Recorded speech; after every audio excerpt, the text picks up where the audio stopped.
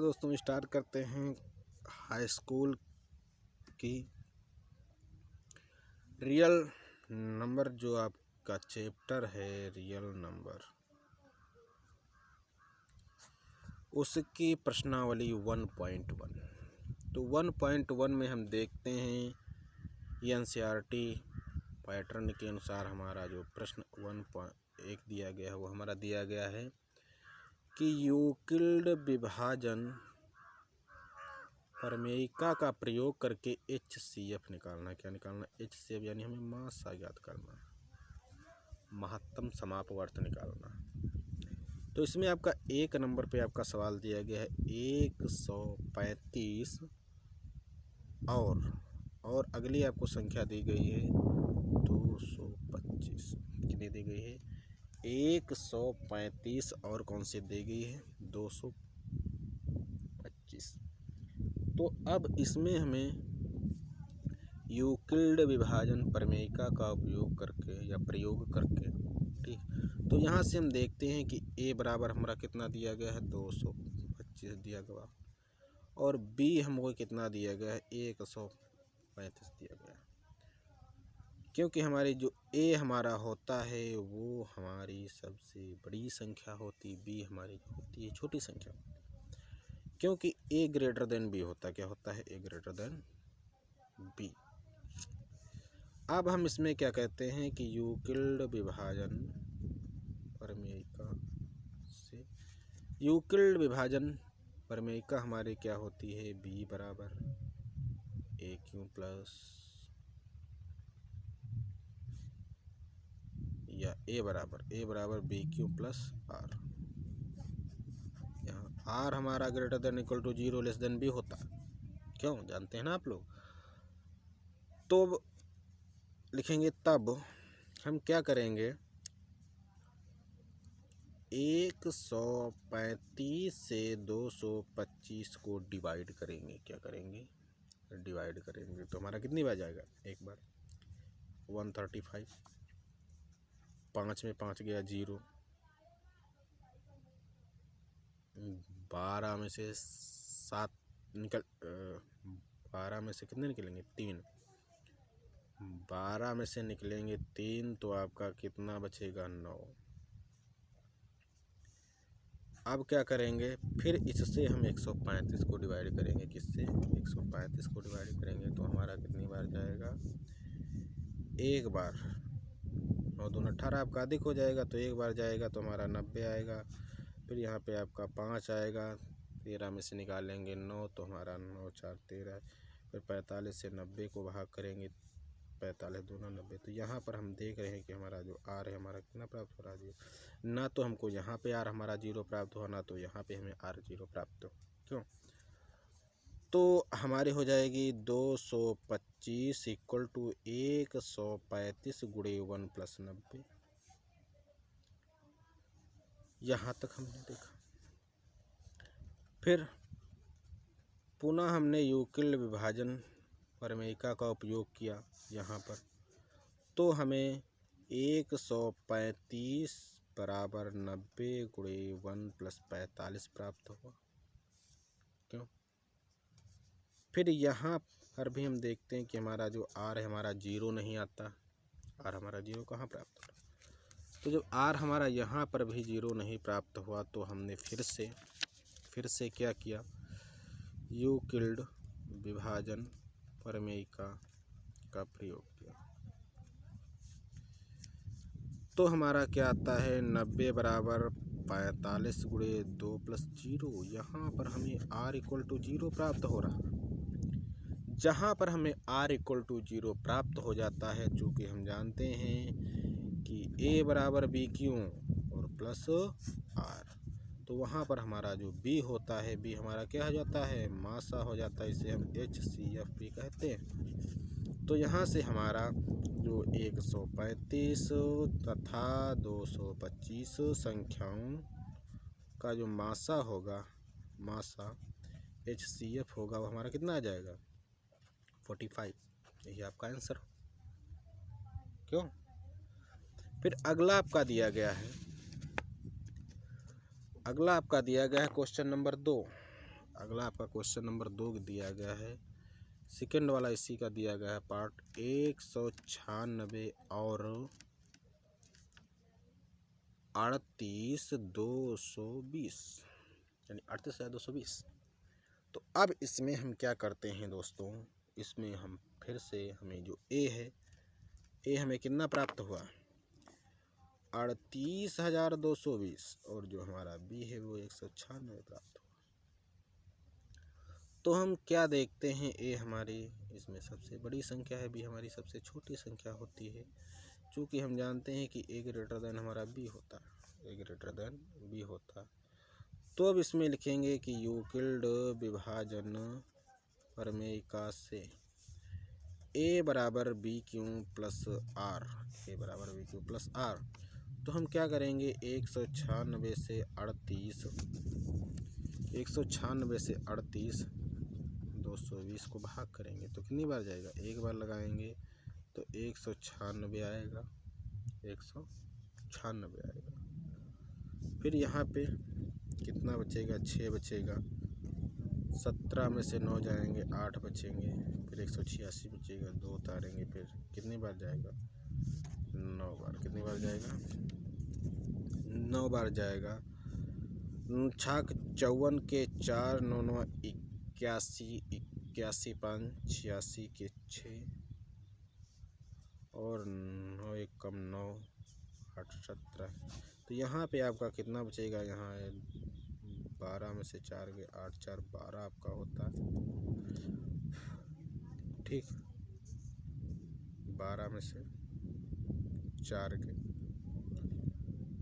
15 में से 6 गए 9 6 15, 17 17 0, फिर आपका 0 उतरेगा, फिर एक बार कितने बार 5 बार जाएगा तो आपका 980 हो जाएगा। आपको कितना आ जाएगा, 0 लासा है। तो यहाँ पर हम देखते हैं कि हमें 0 प्राप्त होता है। तो यूक्लिड विभाजन प्रमेयिका के प्रयोग से हम इसको हल करते हैं तो हमें इसमें कितना प्राप्त हो रहा, हमें 0 प्राप्त हो रहा। यहाँ पर आपका आर कितना आ रहा, आपका 0 आ रहा, ठीक। तो जहाँ पर हमारा आर बराबर 0 आने लगता है वहीं पर हम छोड़ देते हैं, ठीक। और जो हमारा बी होता है वहीं पे हमारा जो बी होता है हमारा क्या हो जाता है, मासा हो जाता है। तो यहाँ पर हम देखते हैं कि 38,220 इक्वल टू 196 गुणे 195 और प्लस में आपका 0 आता है। ए बराबर B Q plus R, R जहाँ पर आपका आर जो होता है ग्रेटर देन इक्वल टू 0 होता, लेस देन बी होता, ठीक। तो यहाँ से हमारा जो बी होता है वो हमारा क्या होता है, मासा होता है। इसका हमें मासा निकालना है तो बी इक्वल टू 196 हो जाएगा, जिसे हम HCF क्या कहते हैं 100। ऐसे ही दोस्तों आपको अगला सवाल नंबर 3 अपने मन से हल करना, अपने आप से हल करके देखिएगा, ठीक है। अगला आपका क्वेश्चन है 867 और 255 जे ए ग्रेटर देन बी। तो इसमें जो आपका 867 हो जाएगा वो आपका ए हो जाएगा, ग्रेटर देन है 255 से, तो ये आपका ए हो जाएगा, ये आपका बी हो जाएगा। सेम ऐसे ही आपको यूक्लिड विभाजन प्रमेयिका लगा करके इन क्वेश्चनों को हल करना, हल करके फिर आप लोग कमेंट बॉक्स में कमेंट कीजिएगा। फिर आप लोगों को अगर जो आप लोगों से हल नहीं होता है तो आप लोगों को आगे बताया जाएगा फिर, ठीक। फिर इसके आगे के हमारे क्वेश्चन आते हैं, उनको देखते हैं। इसके आगे आपका दिया गया है प्रश्न नंबर 2। प्रश्न नंबर 2 में आपका क्या दिया गया है, इसमें आपका दिया गया है कि दर्शाइए कि कोई भी धनात्मक विषम पूर्णांक 6q+1 या 6q+3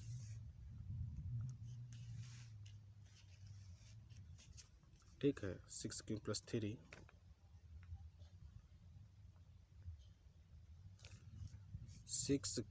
थ्री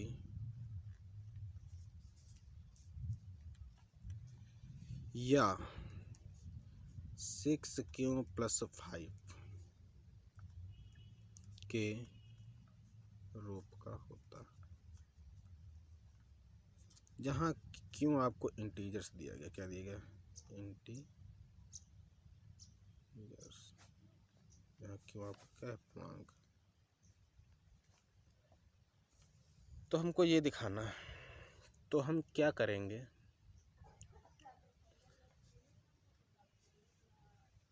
हम हल करने के लिए ये मान लेते हैं कि माना ए हमारा जो है हल, माना ए हमारा जो है कोई धनात्मक पूर्णांक, क्या धनात्मक विषम पूर्णांक मान लेते हैं कि हमारा धनात्मक विषम पूर्णांक है, जहाँ पर आपका जो यहाँ से हम देख रहे हैं जो हमारा बी है वो हमारा 6 प्राप्त हो रहा है। इसमें भी आपका 6 दिया गया, इसमें भी आपका 6 दिया गया, इसमें भी आपका 6 दिया गया। ठीक, जब हम 6 से ए को विभाजित करते हैं तो हमें शेषफल कितना प्राप्त होता है भाई, 0 प्राप्त होगा, फिर 1, फिर 2, फिर 3। तो लिखेंगे जब 6 से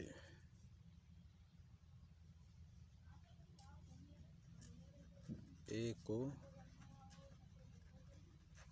विभाजित करते हैं तो शेषफल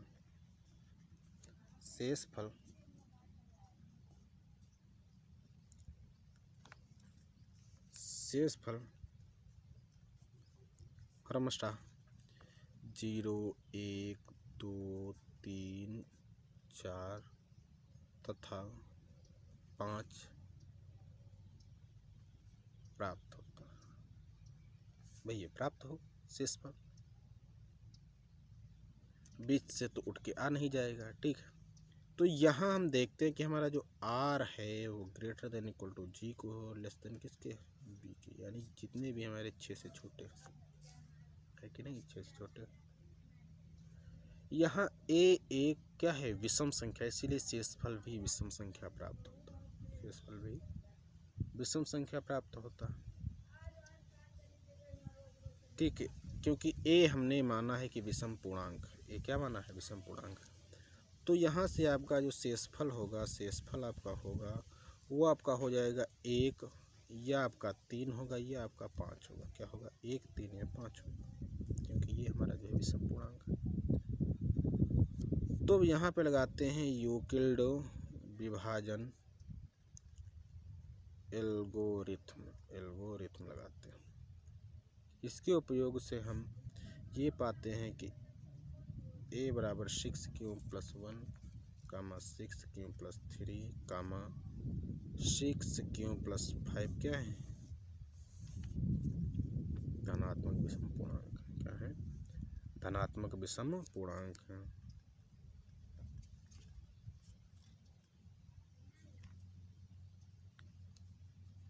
क्योंकि यहाँ पर a जो आपका है वो धनात्मक विषम पूर्णांक है, इसीलिए आपके जो शेषफल हैं वो भी आपके धनात्मक विषम पूर्णांक होंगे।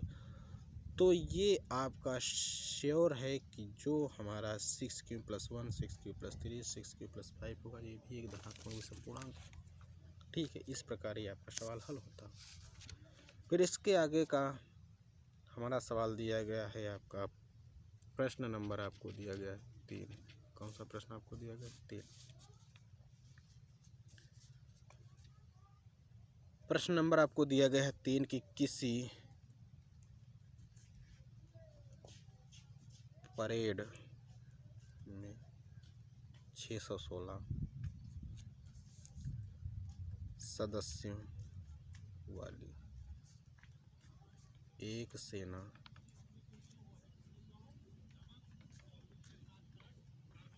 की टुकड़ी को 32 सदस्यों वाले एक आर्मी बैंड के पीछे मार्च करना। क्या करना है? मार्च करना है। दोनों समूहों को समान संख्या वाले स्तंभों में मार्च करना है। दोनों समूहों को समान संख्या वाले स्तंभों में मार्च करना। फिर कहता है उन स्तंभों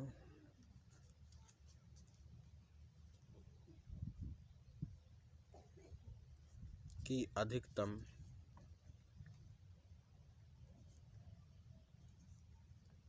संख्या क्या है जिसमें वे मार्च कर सकते हैं, जिसमें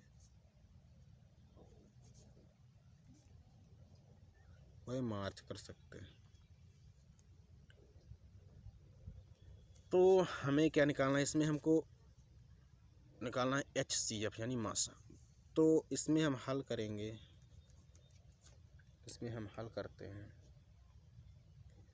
तो लिखेंगे स्तंभों की संख्या। क्या लिखते हैं? स्तंभों की संख्या लिखते हैं। लिखेंगे स्तंभों की संख्या। तो आप क्या निकालेंगे? HCF निकालेंगे किसका? 616 और 32 का। ठीक है, क्या निकालना है? 616 32 का। तो यहाँ पर आपकी जो 616 होगी वो आपकी A हो जाएगी, जो आपकी 32 होगी वो आपकी B हो जाएगी। तो अब इसमें हम क्या करेंगे? यूक्लिड विभाजन प्रमेय से क्या करेंगे? 32 से 616 को भाग करेंगे। क्या करेंगे? 32 से 616 को भाग करेंगे तो आपका कितनी बार लगेगा? एक बार जाएगा। तो यहाँ पे आपको हो जाएगा 32,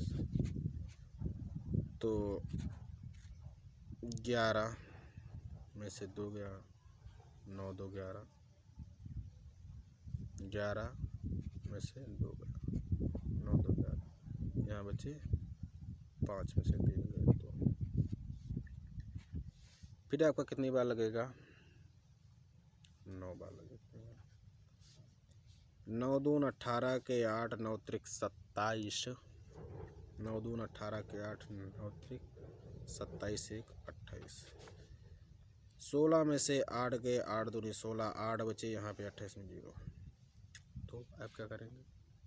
फिर 8 से भाग करेंगे 32 को, तो 12 8 चौक 32 चौक 32 कट गया आपका 0। यहाँ पे आपका r बराबर 0, क्योंकि यहाँ पे आपको r बराबर 8 प्राप्त हुआ था वहाँ पर आपका, और नीचे आपने जब 8 से 32 को डिवाइड किया है तो आपको r बराबर 0 प्राप्त हुआ। तो यहाँ से हम देखते हैं यहाँ पर हमारा r बराबर 0 प्राप्त होता हुआ।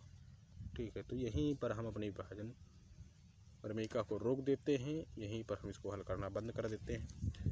तो यहाँ पर क्या होता है कि 616 इक्वल टू 32 गुणे 19 और प्लस में आपका 8। यहाँ पर आपका जो r है, r आप देख रहे हैं कि r is not equal to 0, क्योंकि आपको r का मान है जो आपका 8 नहीं प्राप्त हो रहा है। तो अब इसमें हम क्या करते हैं कि 32 पुनः हमने इसी को इसमें प्रयोग किया है, तो यहाँ से देखते हैं कि 32 से इक्वल टू 8 गुणे 4 प्लस का 0। यहाँ पर हमें जो r इक्वल टू है वो हमें 0 प्राप्त हो रहा है। जहाँ पर r इक्वल टू हमें 0 प्राप्त हो जाता, वहीं पर हमारा जो b होता है हमारा मासा। तो 616 एंड 32 का जो HCF होगा या मासा होगा वो हमारा कितना होगा? 8 होगा। कितना होगा? 8 होगा। यही इसका आंसर है, यही इसका आंसर है। ठीक, अब इसके आगे आपको क्वेश्चन दिया गया कि यूक्लिड विभाजन प्रमेयिका का प्रयोग करके दिखाइए कि दर्शाइए कि किसी धनात्मक पूर्णांक का वर्ग किसी पूर्णांक m के लिए 3m या 3m+1 के रूप का होता है। चलिए क्वेश्चन लिखते हैं। तो क्वेश्चन आपका दिया गया है, क्वेश्चन आपका दिया गया है 4 नंबर। क्वेश्चन आपका क्या दिया गया है कि यूक्लिड विभाजन प्रमेय का प्रयोग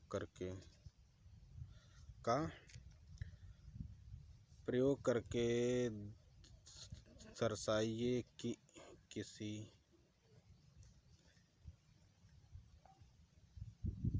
धनात्मक पूर्णांक का वर्ग किसी पूर्णांक m के लिए 3m या 3m+1 के रूप का होता है। ठीक, तो अब इसको हमको हल करना है। तो इसको हम हल कैसे करेंगे, इसमें हम हल लिखते हैं। हल करना है आप लोगों को, तो हल करें। कैसे हल करते हैं कि हमारा जो a बराबर हमें कितना दिया गया 3m का 3m+1 ये हमको दिया गया। यहाँ से हम देखते हैं कि हमारा जो b दिया गया b, यहाँ से हम ये कर लेंगे कि माना a हमारा जो है वो धनात्मक पूर्णांक क्या है, धनात्मक पूर्णांक है। और यहाँ पर आपको जो b है वो कितना प्राप्त हो रहा है, 3 प्राप्त हो रहा है।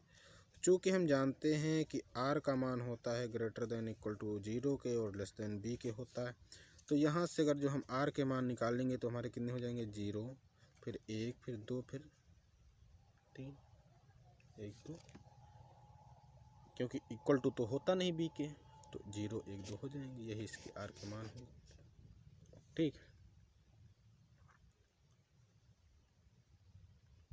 अब क्या देखते हैं।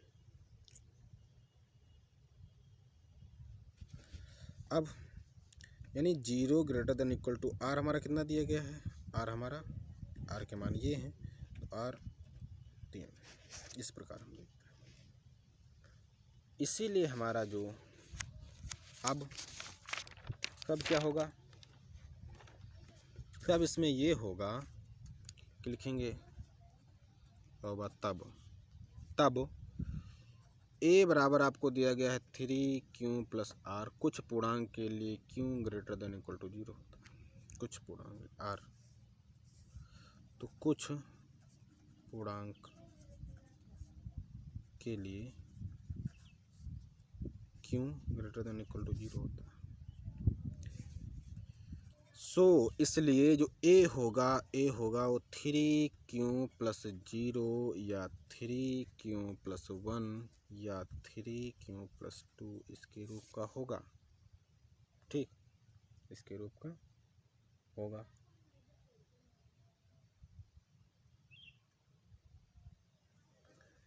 तो इस प्रकार हम ये पाते हैं, हमें देखते हैं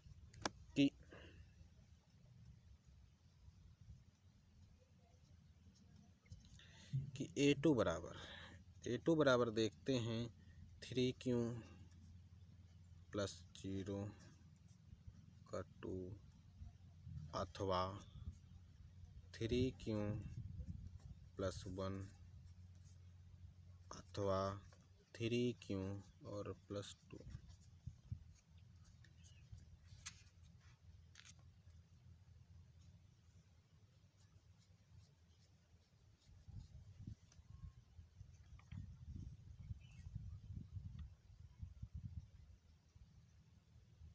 ठीक, यानी इनका सबका हम स्क्वायर करेंगे। क्या करेंगे, स्क्वायर करेंगे।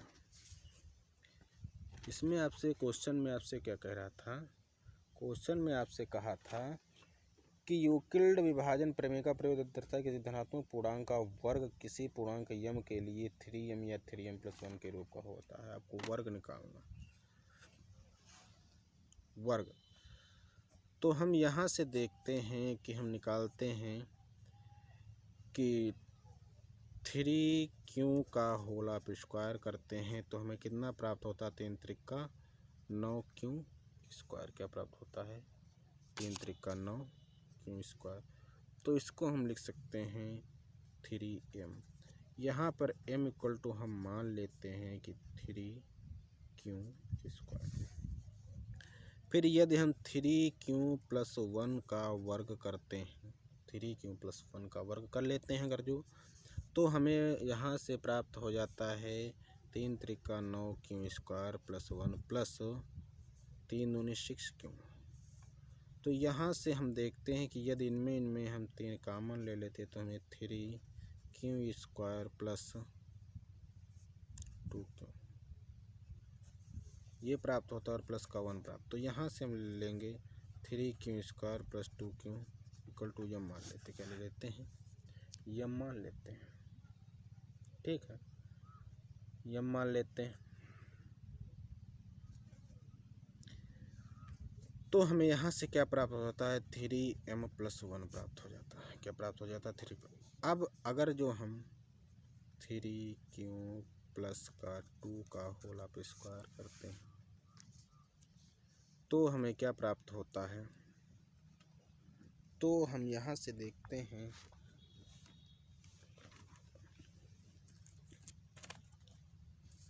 तो हमें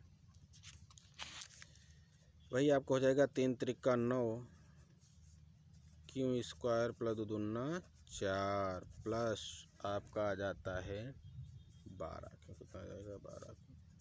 तो यहाँ से हम 9q square plus 12q plus का 3 प्लस का 1 कर लेते हैं। तो इसमें हम 3 कॉमन ले लेते हैं तो हमारा बचता है 3q square plus 4q plus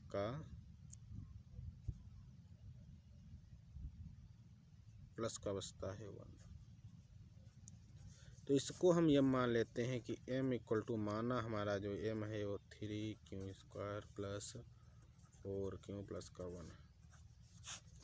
तो यहाँ से हमारा क्या होता है? यहाँ से हमारा 3m+1 ये भी प्राप्त हो जाता है। तो यहाँ पर हमारा जो a स्क्वायर बराबर प्राप्त होता है वो हमारा 3m+1 3m+1 ये प्राप्त हो रहा है। तो यहाँ से हमको ये दिख रहा है कि किसी पूर्णांक m के लिए 3m+1 के रूप का होता है यदि हम धनात्मक पूर्णांक का वर्ग करते हैं। यहीं पे आपका प्रूफ होता होगा, यहीं पे आपका सिद्ध होगा। ठीक, इसी के साथ हमारी क्लास समाप्त होती है दोस्तों। इस हमारे वीडियो को या हमारे चैनल को अधिक से अधिक लाइक, शेयर तथा सब्सक्राइब कीजिएगा और अन्य भी दोस्तों को इसके बारे में ज़रूर से ज़रूर बताइएगा। धन्यवाद दोस्तों।